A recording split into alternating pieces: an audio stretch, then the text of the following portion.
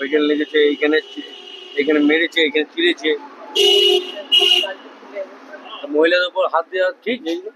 পঞ্চায়েত সমিতির সভাপতি বঙ্কিম মিশ্র সরাসরি সেই রুমে ঢুকে বিজেপি কর্মীদের উদ্দেশ্যে আজে বাজে কথা বলা থেকে শুরু করেন এবং তারপরে সেখানে ঠেলাঠেলি, পরবর্তীকালে আরও কিছু বহিরাগত মুসলিম যারা ছিল তাদেরকে সামনে নিয়ে এসে ধাকলি আমাদের যে জেলার BLA-2 প্রমুখ আছে তার উপর চড়াও হয়, জীবন সহ আমাদের মহিলাদের উপরেও তারা হাত চালাতে শুরু করে।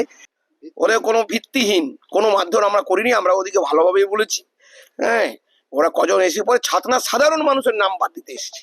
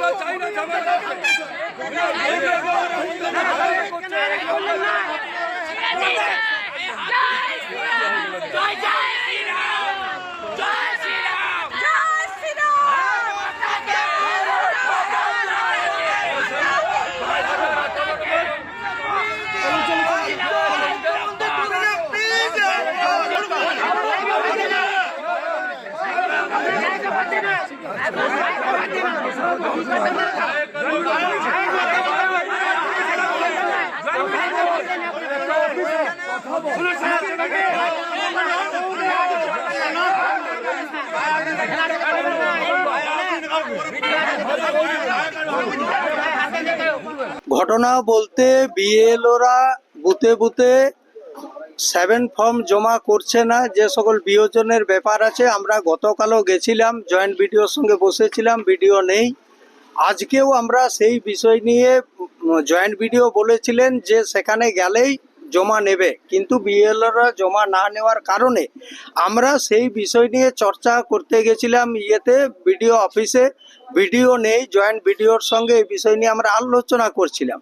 তারপরে আলোচনা আমাদের জাস্ট শুরু হয়েছে, সেই সময় পঞ্চায়েত সমিতির সভাপতি বঙ্কিম মিশ্র সরাসরি সেই রুমে ঢুকে বিজেপি কর্মীদের উদ্দেশ্যে আজে বাজে কথা বলা থেকে শুরু করেন, এবং তারপরে সেখানে ঠেলাঠেলি, পরবর্তীকালে আরও কিছু বহিরাগত মুসলিম যারা ছিল তাদেরকে সামনে নিয়ে এসে ধাকলি আমাদের যে জেলার BLA-2 প্রমুখ আছে তার উপর চড়াও হয়, জীবন সহ আমাদের মহিলাদের উপরেও তারা হাত চালাতে শুরু করে। এইরকম একটা পরিস্থিতি তৈরি হয়েছে। আমরা পুলিশ প্রশাসনের কাছে গিয়ে সেই সমস্ত বিষয় টোটাল জানালাম। আমরা পরিষ্কার বলে এলাম যে ছাতনা বর্তমানে সেই 2018 আর দেখতে চায় না। ছাতনা শান্তির জায়গা, শান্তি শৃঙ্খলা যাতে বজায় থাকে তার জন্য পুলিশ প্রশাসনের সেই দিকে নজর দেওয়া উচিত।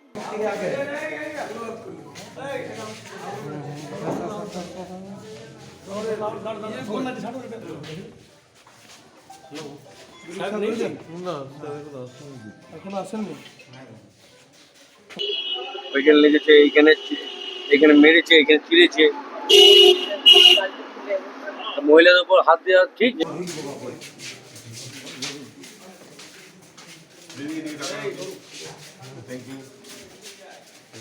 এটা রিসিভ করতে হবে, কারণ আপনার বিএলওরা নেয়নি। আপনারা এখানের পর আমরা কালকে ইয়ারও দায়িত্ব নিয়ে বসে আছে, আর আসলে রাজ্যে পাঠানো হবে। না আমাদের তো চলে। আর এই ভিডিওটাই দিয়ে দেওয়া হবে আপনাদের, আচ্ছা বুঝলেন? হ্যাঁ কাল বললো না যে 10টা করে ইয়েতে জমা দিয়ে যাবে, সেখানেও তো লিখছে না, বলছে রিসিভ দেবো না। ঘটনা ধরুন সেরকম কিছুই নয়, ওরা ছাতনার খেটে খাওয়া সাধারণ মানুষদের নাম বাদ দেওয়ার জন্য ফর্ম 7 জমা দিতে এসেছিলেন ব্লকে। তা আমরা সেটা বললাম, দেখুন ছাতনায় রোহিঙ্গা নেই, ছাতনায় কোনো বাংলাদেশের ভোটার নেই, আপনারা এতগুলো ফর্ম একসাথে জমা দিতে এসেছেন কেন? এখানে এসেছেন এইভাবে জমা দিতে কেলেঙ্কারি করার জন্য। দিয়ে ওরা উত্তেজিত করে জয়েন্ট বিডিওকে ওরা করছিল, ধাপকাধাপকি করছিল। আমরা সেটাই ওদিকে বলতে গেলাম যে দেখুন ফর্ম তো বিএলওরা জমা নেবে, ফর্ম তার এখানে জমা নেবে না, তো আপনারা বিএলএর কাছে যান। সেটা বলতে যাওয়াতে ওরা উত্তেজিত হয়ে গেল। এমনি কিছুই না, MLA কোনো কাজ করেনি সত্যনারায়ণ, এখন ওই ফর্মের নাম করে রাজনীতি করে সাধারণ মানুষকে দেখাতে এসছে, আর কিছু নয়। বিজেপি যেটা অভিযোগ, তৃণমূলের কর্মীরা নাকি মারধর করেছে তাদের মহিলা। ফালতু অভিযোগ, ওরা কোনো ভিত্তিহীন কোনো মারধর আমরা করিনি, আমরা ওদিকে ভালোভাবেই বলেছি। হ্যাঁ, ওরা কজন এসে পরে ছাতনার সাধারণ মানুষের নাম বাদ দিতে এসেছে। ছাতনার সাধারণ মানুষ ভোট দিয়েছে বলে তো সত্যনারায়ণ MLA হয়েছে। তখন তার মনে পড়েনি, তাহলে এই বিধায়ক রিজাইন দিক, যে আমাকে রোহিঙ্গারা ভোট দিয়েছে, আমাকে বাংলাদেশিরা ভোট দিয়েছে, সে তো করছে না। সাধারণ মানুষের নামটা কি করে বাদ যায়, এত ভয় ডেকেছে? ভোট হোক না, ফেয়ার ইলেকশন হোক, ভোটার লিস্টে মানুষ জনগণ ছাতনার 100 বছর 200 বা সেই নামগুলো বাদ দেওয়ার জন্য ফর্ম জমা করে নিয়ে এসছে। আর ব্লকে তো ফর্ম জমা হয় না, ফর্ম জমা হবে BLA-র কাছে, যারা BLA আছে।